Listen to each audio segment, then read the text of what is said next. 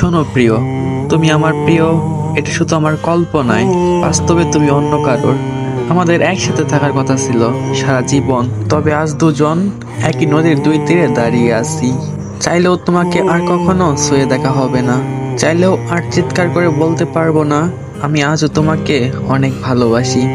মানুষ বলে মৃত্যুর যন্ত্রণা অনেক কষ্টকর, তবে আমি তোমাকে হারিয়ে তার চেয়েও বেশি যন্ত্রণা ভোগ করতেছি। পাগলের মতো কেঁদেছি, তৎপর আমার কান্না কেউ শোনেনি।